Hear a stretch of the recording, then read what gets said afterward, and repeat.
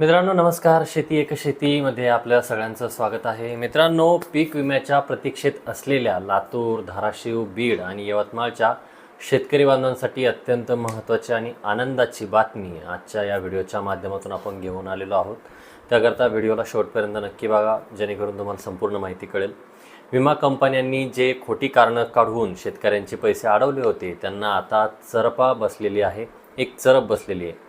जी काही 13 मे 2026 रोजी झालेली बैठक आहे त्यात नेमकं काय घडलं आणि तुमच्या खात्यात पैसे कधी येणार हे जाणून घेण्यासाठी व्हिडिओला शेवटपर्यंत आपल्याला बघायचं आहे. सर्वात आधी बोलूया जो काही आपला आहे लातूर जिल्ह्याबद्दल. लातूरमधील 60 पैकी 60 महसूल मंडळांमध्ये विमा कंपन्यांनी आक्षेप घेतलेले होते. तब्बल 711 पीक कापणी प्रयोगांना कंपनीने आव्हानं दिली होती. पण मित्रांनो, राज्यस्तरीय तक्रार निवारण समितीने विमा कंपनीचे हे सर्व आक्षेप फेटाळून लावलेले आहेत. आता यामुळे झालं काय, तर लातूरमधील 60 पैकी 56 महसूल मंडळांचा विमा मिळण्याचा जो काही मार्ग होता तर तो मार्ग आता या ठिकाणी मोकळा झालेला आहे. फक्त 4 मंडळं सध्या वगळली जाऊ शकतात. पण उर्वरित शेतकरी बांधवांसाठी हा एक मोठी विजयाची बातमी आपण या ठिकाणी म्हणू शकतो. आता वळूया धाराशिवकडे.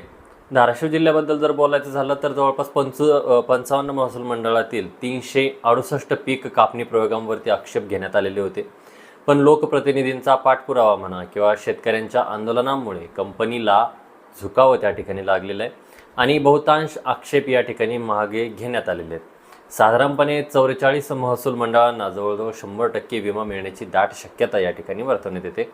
राहिला प्रश्न बीड जिल्ह्याचा, तर बीडची फाईल सध्या केंद्रस्तरीय समितीकडे जाण्याच्या हालचाली सुरू आहेत. त्यामुळे जिथे थोडीफार प्रतीक्षा आपल्याला या ठिकाणी करावी लागू शकते, परंतु लवकरच याचा सुद्धा मार्ग या ठिकाणी मोकळा होईल. यवतमाळच्या शेतकरी बांधवांना तुमच्यासाठी आजची जी काही मंत्रिमंडळाची बैठक झालेली ती अतिशय महत्त्वाची होती. यवतमाळमधील पीक विम्याच्या तक्रारींवर जे काही सपोज 2-3 दिवसा अगोदर जे काही अधिवेशन निर्णय आक्षेप होता, तसेच नागपूर, वर्धा आणि अमरावती हे जिल्हेसुद्धा विम्यासाठी पूर्णपणे पात्र आहेत.